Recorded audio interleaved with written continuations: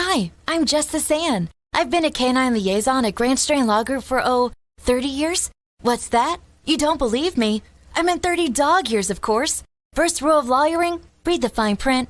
Anywho, my humans at Grand Strand Law Group have a combined 20 years experience. I know, not as much as me, but that's in people years. So yeah, still pretty impressive. Real estate, estate planning, or probate, you need GSLG. Grand Strand Law Group. Trust us, we have a dog.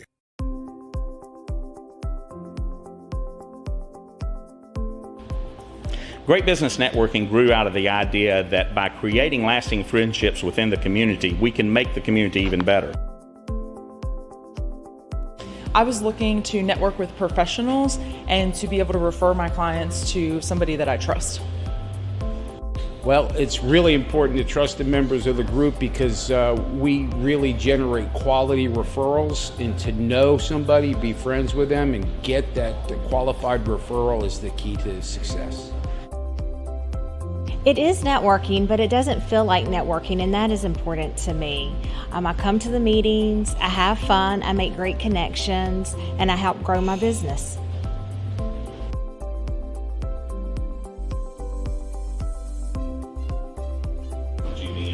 GBN, these are some of the best professionals in the market, and having that resource available to me, that's priceless.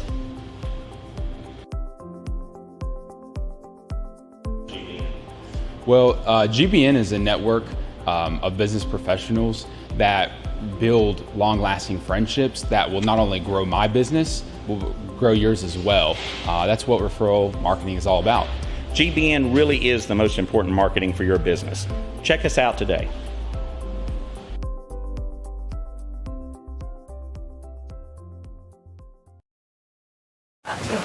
Okay, sorry about that. I had to go and check some stuff right quick. But anyway, and you know what?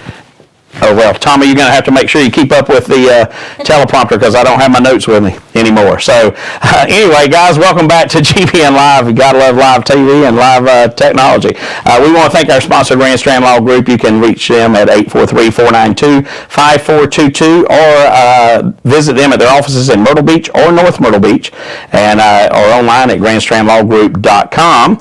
And if you have any questions, make sure you type them into the comments, and we'll be glad to answer them live on air.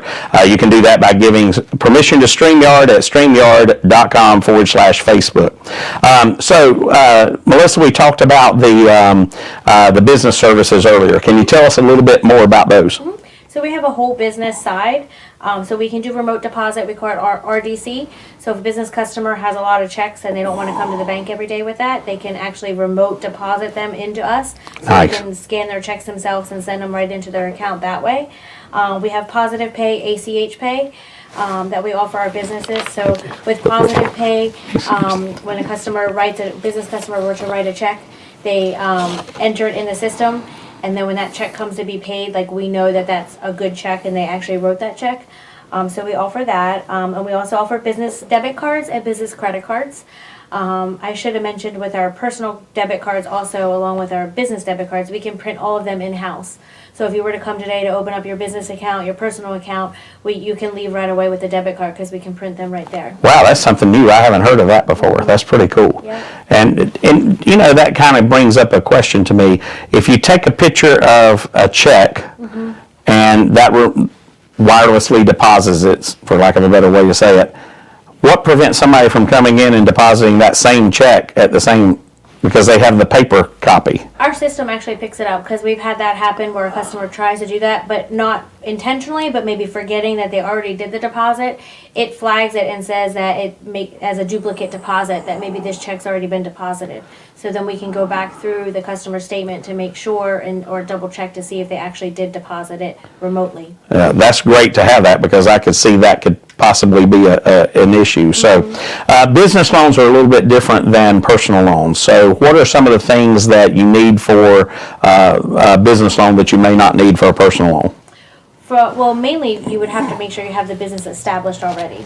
So have the business name and already have the business registered with the state of South Carolina or whatever state it would be registered in. So we can do a search for that business in that state to make sure the business is established and is started, whether it be an LLC or a sole prop.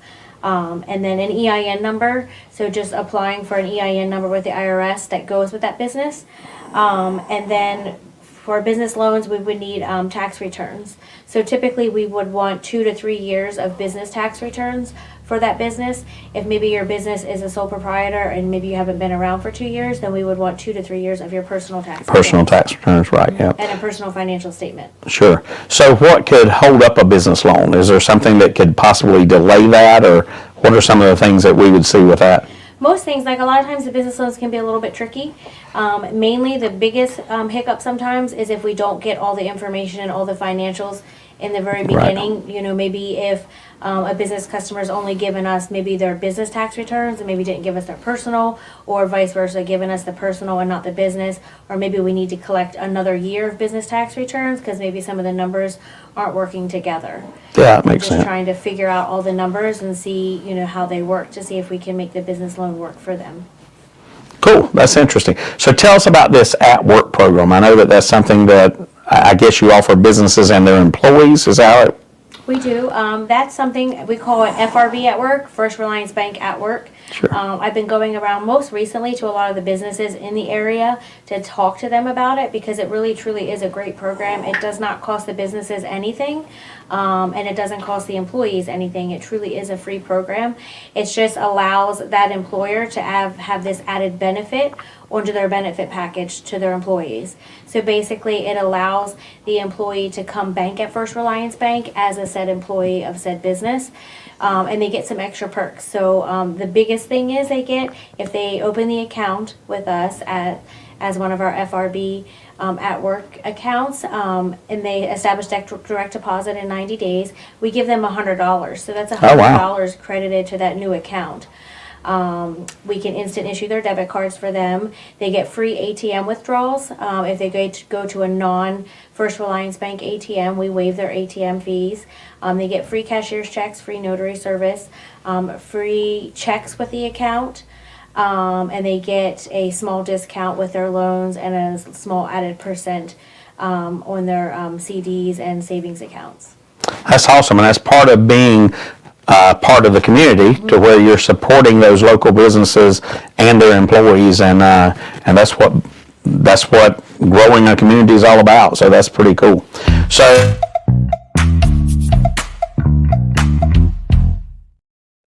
there you go. We did rapid fire. Tommy read my mind. I'm like, we're going to throw in some rapid fire here. So we've got a couple questions to ask you here just to get to know you a little bit better. What was your first job?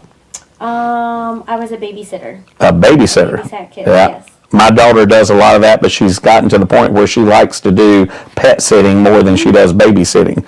But she's babysitting Friday for 3 kids, so she'll have fun with that. Oh, So wow, she yeah. loves them. So night owl or early bird? I'm an early bird. I was getting ready to say, we were talking about that before the show. She got up at 5 o'clock this morning. 4 o'clock. 4 o'clock this morning. Every day, yes. I think I was going to bed about that time. Dog or a cat person? A dog. Dog. Do you have any? I just lost him. I'm sorry. A 12-year-old Saint Bernard. Oh, wow. I had him since he was about 9 weeks old. Wow. So about 2 weeks ago, I had to put him down. He started having his hips were bad, and he started having a hard time getting around. Yeah. How much did he weigh?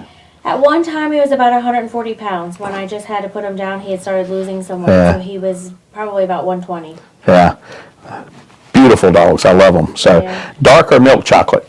I don't like any. Well, I mean, I would say dark chocolate. Okay. I'm not a big fan of. I don't like a lot of chocolate. No. Yeah.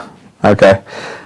I'm not much of a chocolate person either, but Now, it is. sour candy, chewy candy, like Sour Patch Kids, Skittles, I'll eat them all day. Favorite color? Red. Red. We don't get that one often. Blue and green, and we had somebody not too long ago that said orange, I believe. So that was Orange. yeah, orange. But favorite word or phrase? Oh gosh, I don't know. Favorite word or phrase? Maybe just keep going. Yeah, Keep moving. I like that. Think forward. Yep, I like it. Favorite movie or artist or actor, I guess I should say. I think one of my favorite movies is Sweet Home Alabama. Oh, that's a good movie. Reese Witherspoon. Yep, I couldn't think of her name. Yep. Favorite song or artist? My favorite artist would probably, I'm a country girl, so most, like, any type of country, but I would say Luke Bryan. Yeah, he's pretty cool. Yeah. Favorite vacation spot? I would say the beach. I live at the beach now, Yeah. but Cabo San Lucas in Mexico is my favorite place. I like that. I've been there. I was just Beautiful. in December. And is there a favorite mobile app or an app that you use every day that is from motivational quotes or any of that kind of stuff? Anything that you like? Actually, I scroll through LinkedIn a lot, and Yeah. there's a leadership that I follow on there, and I get a lot of leadership quotes from there. You know, it's funny because I've spoken to a lot of people lately, but LinkedIn is not one of the most popular apps in this area. I don't know why. You go down to Charleston, everybody's on LinkedIn. Really? There's probably more people in Charleston that are on LinkedIn than they're on Instagram. So it's kind of interesting, but I always say Myrtle Beach is the last to get anything done because everything starts on the West Coast and you can't go much further east. So. Right, we're on beach time. I tell everybody, like, as I wait for an email or a fax to come through, we're on beach time. Like, That's right. That's so true. That's true. Well, guys, thank you so much for joining us today, Melissa. If you want to reach her, you can reach her at 843-492-2830. That's 843-492-2830, or by visiting their website at firstreliance.com. So, Melissa, before we go, we got to know, tell us about what referral networking means to you and specifically why you chose GBN. GBN because we friends first, business second, and I really believe in that because I believe in going out in the community, and I do business with my friends and people I know, so I think it's very important to be out in the community and making those connections because I'm only going to send my friends, that are looking for somebody that I know and that I trust, and I'm only going to do that with my friends. Yeah, it does, and we say it all the time. We got to get to know, like, and trust each other, and we do that already every day. So we just put that at the forefront. So, well, we thank you for being a part of GBN, and thank you for joining us today. And guys, stick with us because coming up we're going to have Bryan Pumphrey with Tidewater Mortgage, and we'll be back with him right after the break. Thanks so much. Hi, I'm Justice Ann. I've been a canine liaison at Grand Strand Law Group for, 30 years? What's that? You don't believe me? I meant 30 dog years, of course. First rule of lawyering, read the fine print. Anywho, my humans at Grand Strand Law Group have a combined 20 years experience. I know, not as much as me, but that's in people years. So yeah, still pretty impressive. Real estate, estate planning, or probate, you need GSLG. Grand Strand Law Group. Trust us, we have a dog.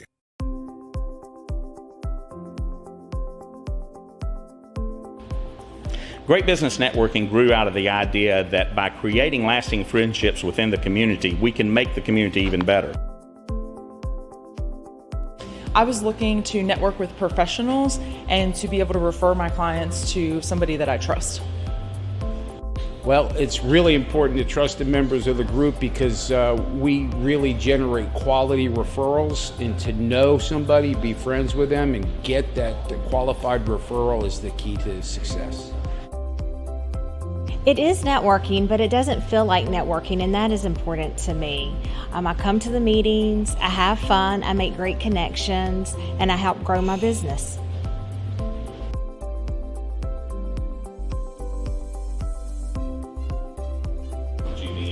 GBN, these are some of the best professionals in the market, and having that resource available to me, that's priceless.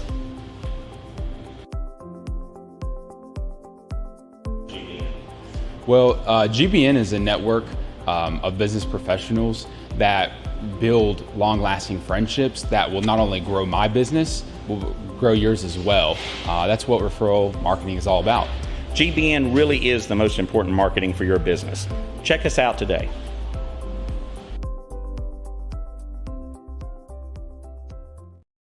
Hi, I'm Justice Ann. I've been a canine liaison at Grand Strand Law Group for, 30 years? What's that? You don't believe me?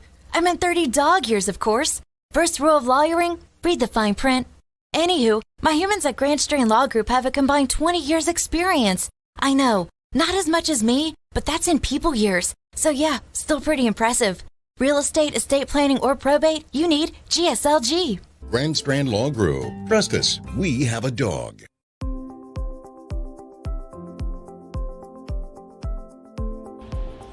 Great business networking grew out of the idea that by creating lasting friendships within the community, we can make the community even better.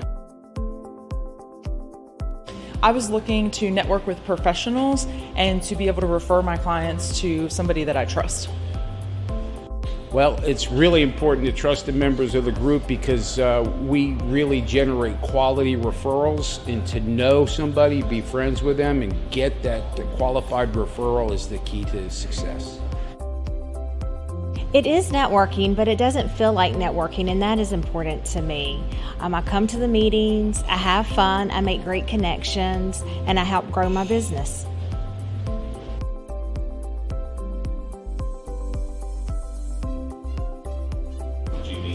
GBN, these are some of the best professionals in the market, and having that resource available to me, that's priceless.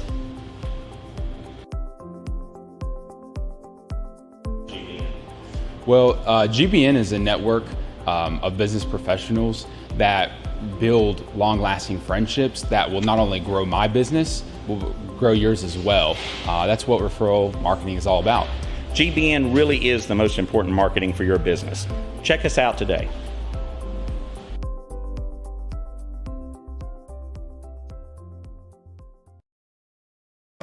Hey guys, welcome back to GBN Live. I was just saying I say stuff stupid all the time and you probably caught me on air. But welcome back to GBN Live. I'm Todd Cartner, your host, and today we want to thank our sponsor, Grand Strand Law Group. They have offices in Myrtle Beach and North Myrtle Beach. You can reach them at 843-492-5422 or online at grandstrandlawgroup.com. Make sure you give permission to Facebook so that we can see your comments. You can do that by going to StreamYard.com/Facebook. And if you have any questions for today's guest or for GBN, just make sure you type those in the comments and we'll be glad to answer them on air. Today we have with us Bryan Pumphrey, who is with Tidewater Mortgage, and he is part of our Low Country chapter. And there you go, there's Bryan. So stay tuned, GBN Live is next. I grew a beard. Yeah.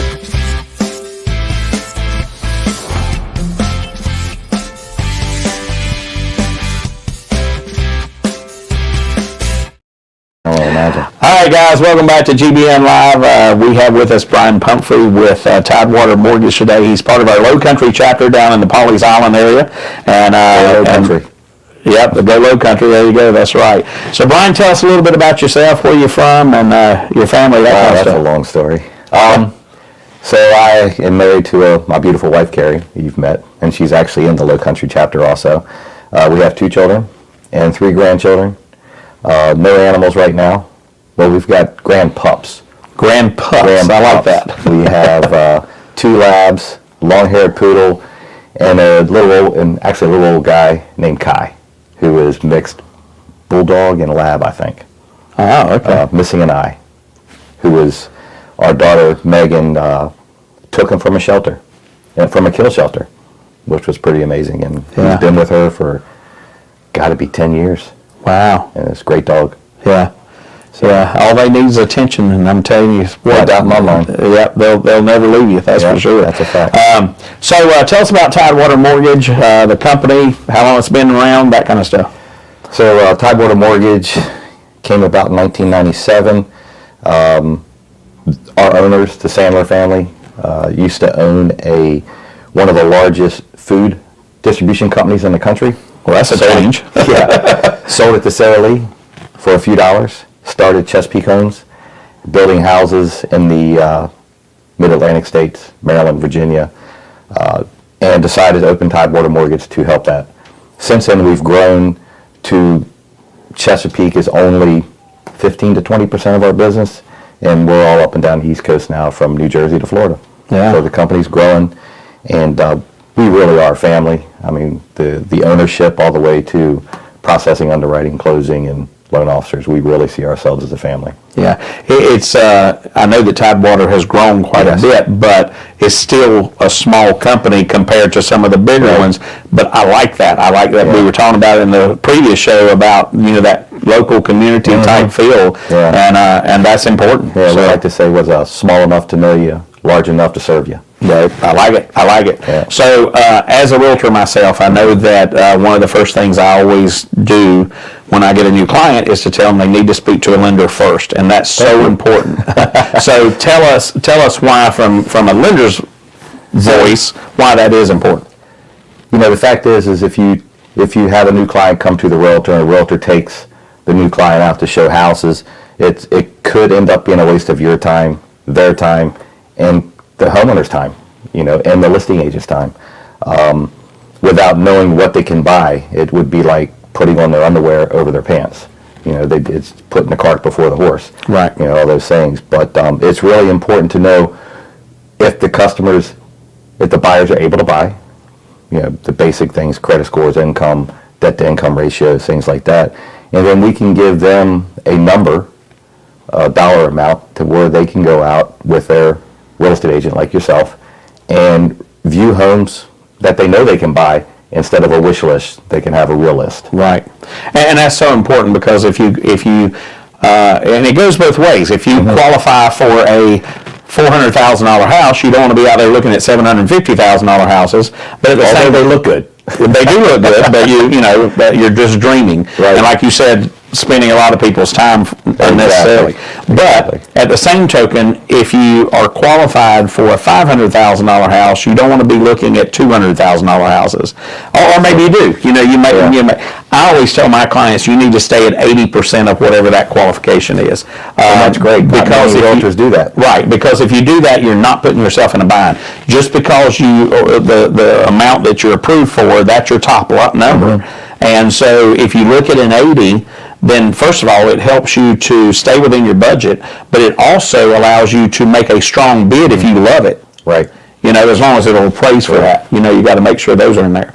So, and I'll just get into this a little bit, and you can add to it. But you know, when you're getting approved for a loan, you want to make sure that you have your W-2 forms, your tax returns for at least a couple of years. They're going to want to know your debt to income ratio, how much money you have coming in versus how much you have going out, and they're going to look at that credit history to make sure. And we're going to get into it here before the show's over, but I want to talk about some of the simulators and stuff you do that can help a client out to get to where they need to. So, but before we do that, you hear these terms interchanged so much, but I'd like to hear it from the professional. What's the difference between a pre-qualification and a pre-approval? Thank you for the question, because that's a big question in our industry. Pre-qualification is a conversation with the customer, and the customer giving you the answers that you ask. What's your income? What are your debts? What's your credit score? And then we base a pre-qualification off of that information given to us by the customer. Pre-approval is them giving us that information with some proof. You know, just like you said, pay stubs, W-2s, bank statements. In today's world, as you know, when TRID came into place, we're not allowed to require those documents up front, but we can suggest that those are documents that are going to be needed. So if you would feel comfortable, bring them with you. Right. We pull their credit, we take a complete loan application, we verify their income, we verify their assets, we verify their debts, and their credit score, which is most importantly. And that pre-approval is almost set in stone. From that point, the appraisal and title work would then get you the complete approval and clear to close. Yeah, I always like to say that the pre-qualification is getting your foot in the door. The pre-approval is changing locks and handing you the new keys to your home. There you go. And it is. I mean, it's just like, you know, because sometimes the client may assume their credit score is in the 800s. I've had it both ways. I've had clients come in and tell me their credit is terrible, and I've had customers come in and tell me their credit's great. And they're just opposite. They come and they tell me their credit's terrible, I don't think I can buy yet, and I give them a pre-approval and tell them to go buy. Right. And they come in and tell me their credit's great, and then we got to go to the simulator you're just talking about and tell them what they have to do to get their credit score back to where they can buy. Right. And that's important, so we're going to get to that, because there's something I wanted to share with you that I did with one of my clients that made a huge difference in a short period of time, but we'll get to that in a minute. So, since COVID, the government has come out with some loans. I don't think they're as prominent as they were even a year ago. But what kind of government loans, especially when it affects Fannie Mae and Freddie Mac, which are the two big government loans, what kind of government loans are out there to help buyers right now? So for your first-time home buyers, which is difficult today because I don't know if you've heard, interest rates are higher. Imagine that. Yeah. So first-time home buyer programs out there, Fannie Mae and Freddie Mac put into place quite a few years back with Home Ready and Home Possible, which allows a customer to put as little as 3% down, and with challenged credit scores. With using Fannie Mae and Freddie Mac, it allows you to get Home Ready and Home Possible, slightly better interest rates, better mortgage insurance rates, and the underwriting guidelines are expanded slightly. You also have the original subprime loan, FHA, which was in place many, many years ago, and then, of course, the VA and USDA. All of those loans, Fannie and Freddie, quite a few years ago, back when in the early 2000s, they were private companies. They were traded on the stock market. And then when 2008 happened, they went in conservatorship with the government, and they're still in conservatorship with the government. So the government, like you said, some people consider them not government loans, but they really are now because of the Home Ready, the Home Possible. A couple years ago, they put in place some loan level pricing adjusters to help the first-time home buyer that made it a little bit more difficult for second home buyers because it increased the interest rates, and it took them out of, some of them kind of went out of, trying to think of the best way to put this, those loan level pricing adjusters are supposed to be handed down to the first time home buyer. They have been putting those into place over the last year and a half or so. Is it perfect? There's nothing perfect out there, but it allows more first-time home buyers to be able to get their hands on money to buy their dream home. And that's one of the things that at Tidewater Mortgage we find ourselves do. Our hashtag is We Make Home Happen. And that's our website too. That is our website also. That is what our company is all about. Is not just our company with family here, our employees, is creating homes. Creating home ownership for buyers, and they become our family. Yeah. What do they used to call it? Lender for life, realtor for life. Yeah. And we really look to do that. And through those government programs that you spoke about, that allows us to help them. Yeah. And there's some other programs out there. I know SC Housing has a down payment assistance stuff, which that money it's been out, but it should be coming back open next month, I believe, is what. Typically, what Claude tells us is that when CCAR has their training on SC Housing, it's that's when they open it up. Which is usually in April, so that money should be coming out soon. Yes. And Bryan and I were talking before the show a little bit about the market and the way it is now, and investment properties are harder and harder. I know you said you had some programs that could help out with that, but we're even seeing 25% this being required down for some lending companies, and they're not as much as they were, and it's harder to sell condos and townhomes right now than it is single-family homes. But they're still out there, and they're good. And I don't know what prime interest rate is today. Is it all the way up there? That's the Federal Reserve. Right, that's their number. Yeah. Prime. But you can still get them in the sevens. But a lot of people think that 7, oh my God, that's a huge interest rate. But understand this. First thing, we were spoiled when they were down in the 2s. My mother, when she and my father built their house in late 70s, were paying 18.25%. So the good news is that it's a lot better to own than it is to buy. Tax advantages right away.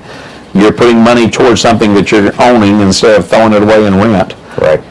But you can always refinance when they come back down. So keep that in mind. Date the rate, buy the house. That's exactly right. Or marry the house. Yeah, marry the house, date the rate, marry the house. There you go. We may need to put that on a sign on the wall somewhere. So I'm not a whole lot into this because I don't do a lot of commercial loans and stuff. But what are these QM programs for small businesses? So non-QM programs. Non-QM, I'm sorry. Okay. non-QM programs are geared towards the small business person, self-employed realtors, for example, landscape companies, people that take advantage of the legal write-offs that the IRS gives you. And they may make as much as $150,000, $200,000 a year, but their tax returns say they make $35,000 or $40,000 a year. So they want to buy an investment property or a second home or even a primary residence in some cases. Currently, the community program for primary residence is not available, which is based off of a DSCR loan, a investor cash flow loan for a primary residence. It's not available right now. It became unavailable about 2 months ago, and they're trying to bring that back out. But it's based off of the profitability of the home. So if you're buying a investment property, and let's say the all-in mortgage payment, principal, interest, taxes, and insurance, along with the homeowners association, whatever it costs to own that house through the mortgage, if that's $1,500 a month, and we do an appraisal, and the rent schedule comes in saying that the rent that you can earn on this property is $1,500 a month or more, the loan's done as long as you got a credit score. So it's based off of the profitability of the home. We don't care about your income. We don't want to know about your job. We don't want to know about your income. It's based off of credit score, the down payment that you have the money. You don't have to have reserves, and the fact that the property is profitable, or at least paying for itself. But what if the cost is $1,500 and the appraisal comes back saying it's only going to make about $1,000 a month? We can still take that loan to closing also. Oh, wow. Yeah, so it does allow for a negative rental income. But you may have to put a little bit more skin in the game, a little bit more money down, maybe a higher credit score, whatever it may be. And does the appraisal amount versus the loan amount come into play there too? Because I know that there were some times in the 2022 time frame that there were some homes that were selling quick because they were scared of COVID, which for rental properties or for short-term rental properties, that was actually an advantage. Right.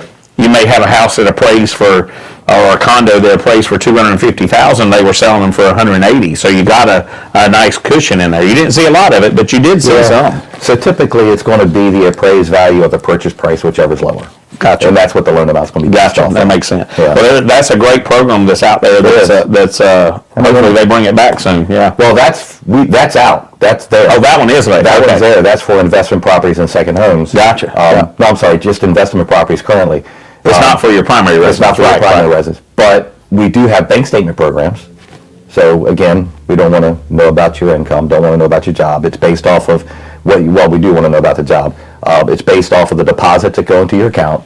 And as a realtor, let's say that your deposits are $10,000 a month, and they're going to take a percentage of that, and we're going to say that's your income. Let's say it's 75%. So we're going to say your monthly income is $7,500, and then we base your debt to income off of that. Again, we don't want to know what your income is. We don't want your tax return. So is that averaged over 12 months? Because as a realtor, you know that 1 month you may have 5 or 6 closings, the next 2 months you don't have any. There's programs out there with as little as 6 months. But they're not very attractive. Right. But for the right person, it's the right loan. Right, sure. Most of them are 12 months. Well, that's your goal, is to find the right loan for the person. That's exactly because everybody's different. Everybody has a different we like to tailor situation loan to fit a person's needs. And some of them are 24 months. The risk return comes in there. If you're going to average your income for 24 months through your bank statements, you get a better rate. Sure. So is it massive? Probably not.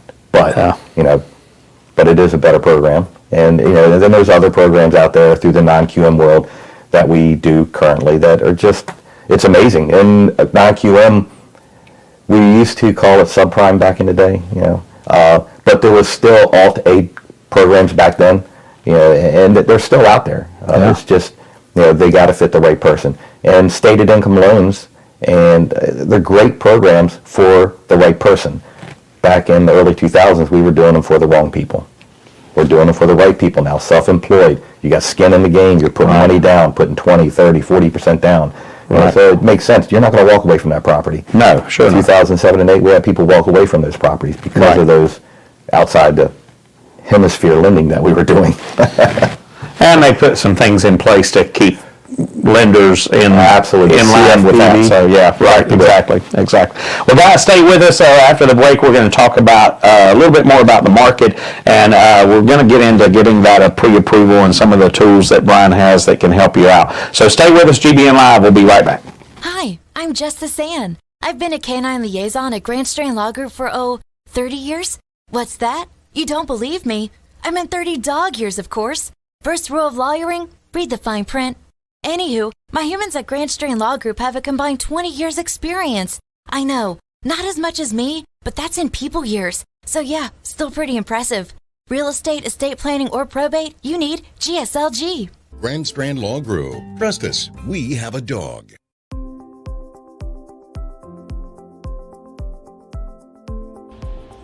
Great business networking grew out of the idea that by creating lasting friendships within the community, we can make the community even better.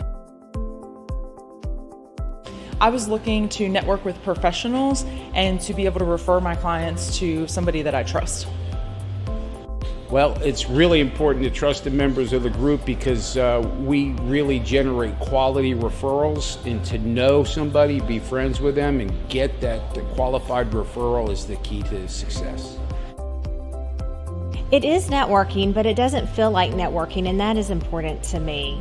I come to the meetings, I have fun, I make great connections, and I help grow my business.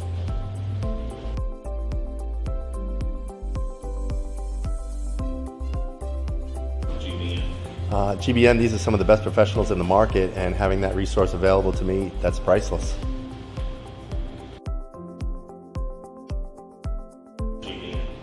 Well, GBN is a network of business professionals that build long-lasting friendships that will not only grow my business, will grow yours as well. That's what referral marketing is all about. GBN really is the most important marketing for your business. Check us out today.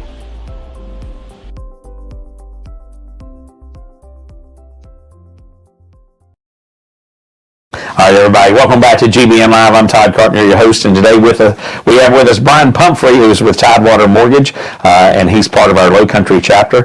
We want to thank our sponsor, Grand Strand Law Group. You can reach them at 843-492-5422. They want to be your trusted choice with offices in Myrtle Beach and North Myrtle Beach. You can reach them at grandstrandlawgroup.com. They're a real estate attorney, and they also do wills and trust. If you have any questions for today's guest, please type them in the comments, and we'll be glad to get them on air as best we can. You can do that by giving permission to StreamYard by going to StreamYard.com/Facebook. All right, Bryan, before we ended the show here, we're going to talk a little bit about the market. How do you feel the market's going today? And I don't like to get into, today specific, but just this time of the year. So coming into the end of 2023, everybody thought, let me go back to 2022. Everybody thought going into 2023 that 2023 was going to be the turnaround. Well, it didn't happen. Inflation was still not under control.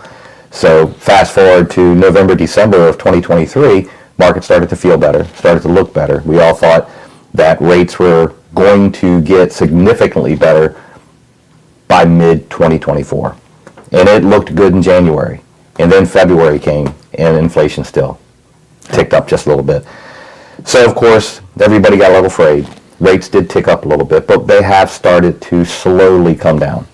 And interest rates is really no different than the stock market. You have good days and bad days. When the market's moving higher, you have good days and bad days.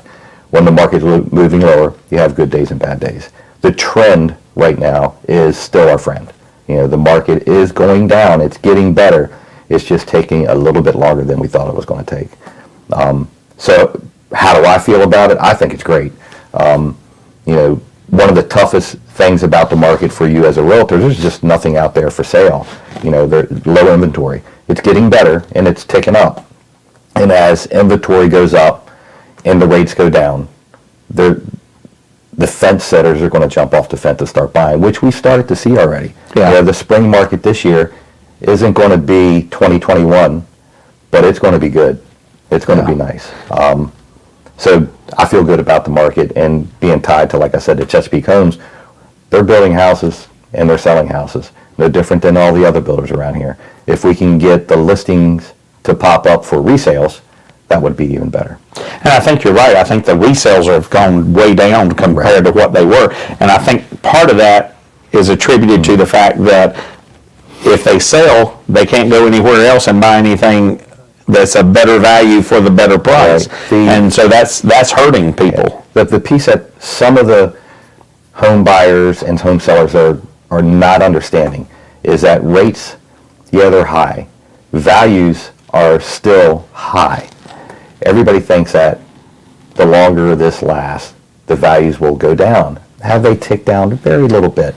But what's going to happen is as rates go down, people jump off the fence, people start buying, rates go back up. Values go back up. Right. So the time to buy is right now.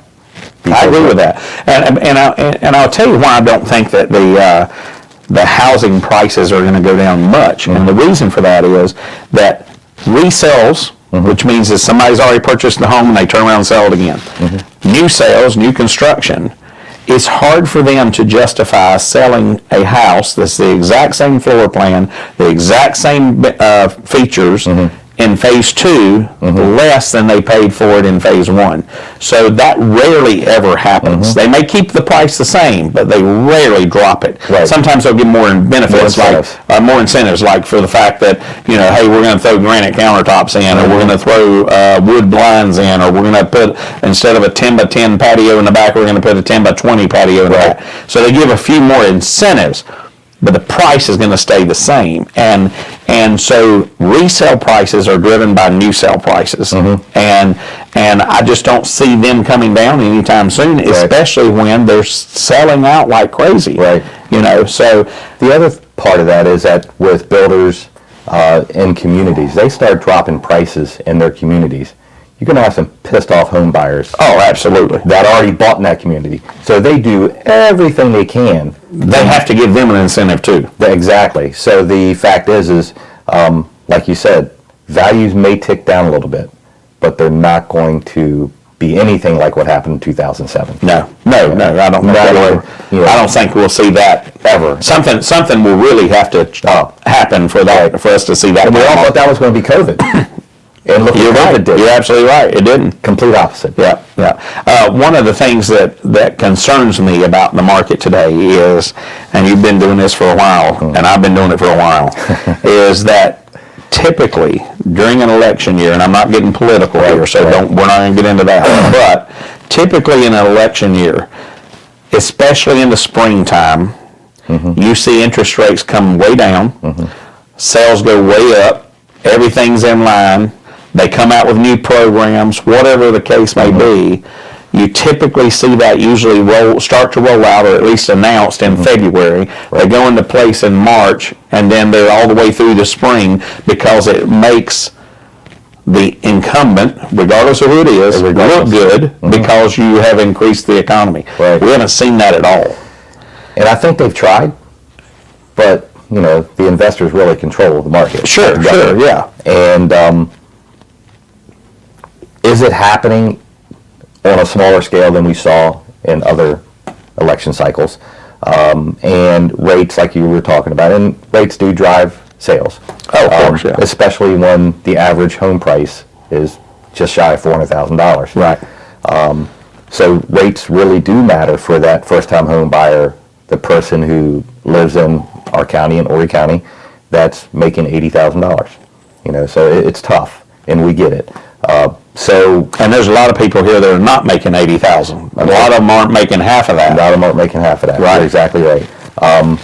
So with the new programs that they are trying to push out, and just like you said with SC Housing, they're going to be pushing out, that's Hometown Heroes or whatever it's called. Right, that's one of them. Yeah. So it will ignite the market for our spring market. Whether it carries in through the fall and through the election cycle and then falls off, I don't see that happening. I see it carrying on and continuing forward into 2025. Right. Well, they ran out of money. One of the fastest that they had last year, I believe, it was either August or September, I think. I think it was really probably July. Was it? Yeah, they did. Okay. And it's about a $30 million influx of money for the whole state of South Carolina. Right. It's not just for not just Horry County. Right. So, but usually that money runs out usually in November. Yeah. It's when in the past, that's when it's run out. In 2023, if you look at that as a whole over, say, 30 years, really wasn't that bad of It wasn't. No. Wasn't that bad. No. You know, for us in the real estate and mortgage market. I'm not talking about the entire and everybody else. So 24 is going to be better. So if you look at that, it's a positive thing. I really am feeling good about the market. And with companies, like you guys with Exit and with us at Tidewater, it really is going to be, growth. I think one of the things that concerns me is the rates have been in the same area, point up, point down, for a long time. And usually nobody expects. Right, and that's what is scary. Yeah. Because typically if you can keep them even if they go up, when they start coming back down, you see a boost in the sales. And that's what happened in January. Right, exactly. And we had a huge February. Yeah. We had a great January too. March fell off a little bit, but right back up. Yeah, it's getting there. So So I said we were going to talk about this, so let's get into it a little bit, and that's credit repair. You mentioned about the simulator that I kind of brought up too, but that's basically where all the information that you give a lender, they put it into this system, a computer system, and it tells you. And it's not always what you think, and that's why it's important to have that. But if you do this in your credit, your score should go up this amount. Right. And the one thing, and I was talking to a client last night about this, you don't need to go buy anything. This is a big ticket. You don't need to finance anything. Don't go buy a new car. Don't buy furniture for your new house yet. Don't do any of those because that's going to change everything. But this simulator can actually go in there and tell you what you should do to get the best bang for your buck. Exactly. And you got to do exactly what it says. Exactly. So the one thing to start talking about credit prior to the simulator is that customers and a lot of people in our industry misunderstand what a credit score does when you do certain things to it. You may think paying off a collection, your credit score is going to go up. It's not. It's going to go down because the credit report is going to update a derogatory piece of information. Right. It'll go down, but that trade line won't hurt you again. So what we do is we want you to come to us first. Let us look at your credit. One, like I said earlier, that sometimes they're ready to buy already. If they're not, we have what's called a what-if simulator. You pull credit, you put the information in, and you just tell it, hey, I want a credit score, let's say they're at 580, which we can still do a loan for 580. I might not like the interest rate. 31,640. It'll tell us you got a 97% chance of getting that, and this is what you have to do. Pay down a credit card. It may tell you to pay it off. It may tell you to pay it down to $1. But you do exactly what it tells you. And sometimes it'll tell you, hey, you can get there with as little as $500. Just do these 3 things. Right. Do it exactly what it tells you, and then you do a rescore. And 97% chance you're going to get what you asked for. I've seen and a lot of times, going back to those credit cards, you don't want to pay it off. No. And sometimes it tells you to. I've seen that. Yeah. But you don't want to pay it off because let's say it's a $1,000 credit limit. If you pay it off and close that account, now you've lost that line of credit. Exactly. And so I've always been told that the rule of thumb is 20% or under. I've heard some people say 30% or under. My goal is 10% or under. Right. But that's whatever your balance is. So if you have 1,000 and let's say the 20%, you want to keep your monthly balance on there under $200. So yeah, absolutely. I mean, I've seen the what if simulator come back from a 540 score and getting a 95% or higher up to a 650 credit score. I've seen it come back saying there's nothing you can do. That's very, very rare. And when it doesn't say that nothing you can do to get higher. It just tells you that, the likelihood of getting a higher credit score is a low percentage. But this is what you can do over time. And you can tell it you want it immediate, you want it in 30 days, you want it in 6 months, you want it in a year, and it'll tell you those things. So if you have a customer who's that has challenged credit, and they come to us and they say, hey, we want to buy in 6 months, and we pull their credit and they're a 520 credit score, we'll tell it over 6 months they want to buy, and then it will tell us steps that the buyer has to follow, and if they follow those steps, they're going to get what they want. Right. They're going to fish the wish, and they become home buyers, and just like I say, we make home happen. Well, that's great. So there are a lot of tools that are available to lenders out there, and we have every one of them that, like you said earlier, we're a smaller lender. We're not these huge guys like the Wells Fargos of the world or anything. And frankly, they don't have that ability. Well, they don't. That's why I was saying earlier that when you go to those bigger companies, you're a number. Yeah. So sometimes I can go to Bryan and say, this is the situation, this is why this is where it is, whether it's income, whatever, it could be a number of things. And then you can say, well, let me step back and look at this as a bigger picture. Right. Yes, I think we can get them qualified. And you're not going to get that at the big companies. Right. They're going to say, nope, system says no, move on. The thing that the piece of advice I give my LOs, my loan officers, mortgage professionals, is that always take in consideration what that realtor's doing for you. That realtor, when they hand you a contract, they're handing you their paycheck. That you need to give it back to them at closing. So don't mess it up. I like that. You know, I like that a lot. Yeah, it's important. Yeah. So I told you in the first part of the show that there was a product that I have run into that, and I'm going to be honest with you, guys, listen, I normally don't believe in this kind of stuff because I've seen a lot of crap out there. I've seen a lot of things that don't do what they say or whatnot. But somebody told me that it worked for them, and I had a single mom that she's trying to buy a house. She has 2 kids. She had low income, and she said her credit score, because of her ex-husband, was 529. And she said, somebody told me about this. Will it work? And so I did some digging on it, and then I ran into somebody else who used this, and it worked for them. It's an online product called Kickoff, Kikoff. I don't know if you've heard of it. Never heard of it, no. Sorry. Okay, so basically what it does is you are automatically approved. It may be $250, $300. I think they go up to like $1,000, but you can get a pre-approved credit card, and you can do a installment loan. And the installment loan is different, and I'll get into that in a second, but with a prepaid credit card, you have to link your bank account to it, and it automatically pays it every month, okay? It will only allow you to spend 20%. Even though the credit line is $300, $500, $1,000. Did you say it was a secure credit card? It is. It's a secure credit card, but it will only allow you to spend 20%. So you're not going to hurt yourself. Right. Okay, unless you don't pay that little 20% off. But it automatically comes out of your bank account. So unless you don't have the money, you're all right. But the installment loan, typically, what a bank does is says, okay, here's you want to do a secured loan.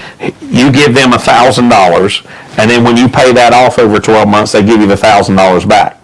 Okay. So that's a secured loan. The way this one does it is it takes the money from you each month, which builds your credit, and then at the end they give you the $1,000. So you don't have to pay the $1,000 up front. It takes it from you each month.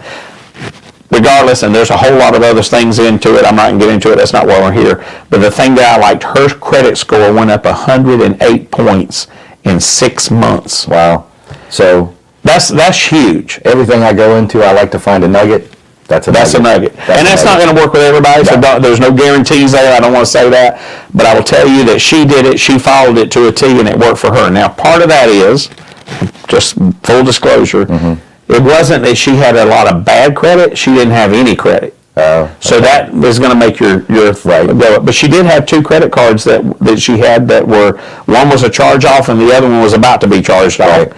And she fixed those, and then she listened to everything it had to say. But 108 points in 6 months is huge. It's huge. And, you know, just a little bit of history about credit reporting. So we're old enough to remember back in the 70s, the colleges, MasterCard and all those guys, Choice, would go to college campuses and they would just hand out credit cards. And there was no way to really tell if they're credited, if they had the ability to repay. Nope. So credit bureaus, I think it was Experian who was the first one, came out with this 10-box model.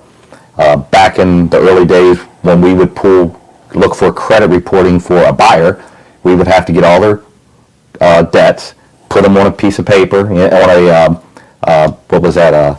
carbon copy, send that off, and about a month later you get A, B, C, or D credit rating, and that's how they were lending on customers. So Experian is the first one that came out with it, and believe it or not, all 3 repositories are still using that same freaking model. Wow. And it's all geared and heavily weighted towards revolving debt. Oh, So sure. Yeah. That's the most important thing that everybody needs to understand is that if you could have the most perfect car payment, everything else can look beautiful on your credit report. But if you screw up a revolving debt payment, That weighs more on going to hurt. it. That's going to hurt. You remember a furniture company called Maxwell's? Yes, I do. They would hand them out at the door. Yep. You'd walk in, what are you looking for? A sofa? Here you go, here's a $500 I credit think they card. still do that though. Yeah, they probably do. Well, Maxwell's not in business anymore, I don't believe. But there you go, that's why. But anyway, well, hey, Bryan, thanks for joining us today. Let's put up Bryan's number. If you guys want to get in touch with him directly, you can reach him at 301-399-0595. Or as he mentioned earlier, WeMakeHomeHappen.com is a great website to get to them as well. So, Bryan, before we go today, tell us what referral networking means to you, and specifically why you chose GBN. I wish I'd have brought my phone because just as I was going online, so we again are in the Low Country chapter. I got a referral from Bryan, who is he's our HVAC guy, and that is everybody gets in a networking group for the referrals. But the reason why I got in it is because of your motto, friends first, business second. I have always been a relationship guy. I love meaningful relationships. What was it? I think it was Ogmandino that said, to get everything you want, help others get everything they want. 100% agree. Yeah, so friends first, business second. That is what drove me into GBN. We have other networking groups out there. It is without a doubt the best relationship networking you're going to get in the industry when it comes to it, and we're so happy to have it here. Well, I appreciate you saying that. I've always believed, when I was in high school, I worked for Walmart, and Sam Walton visited our store one day back in the day, and he made a comment. He said, I would rather make $1 off of 100 people than $100 off of one person. And what he meant by that was, if you make $100 off one person, that's your only client, and you lose them, you've lost 100% of your business. If you have $1 off of 100 people and you lose one, the first thing, which I didn't even think of, but his mentality was, you have 99 that can help replace that one. He said, or you can replace them, but it's a lot easier to get $1 out of somebody than it is $100 out of somebody. And there's I live by that. The money's in the coin drop. Absolutely. And that's why at GBN we keep our rates as low as we can, and we also make sure that whatever you join at, your rate is locked in for as long as you stay a member. And that's important, because we may have to raise our dues one day just because of the business. It's a business. But if you do, you don't have to worry about it, because when you join, you're locked in at that rate, and that's huge. And we appreciate you guys opening up the chapter down in the Low Country, and we're growing like crazy, and we're going to continue to grow, and we got a lot of great things in the work, which is going to make us grow even more. But that's good. That was Zig Ziglar that said that too. Zig Ziglar. Yeah, Zig Ziglar. Yeah, I'll tell you another Zig Ziglar one. Super good and getting better.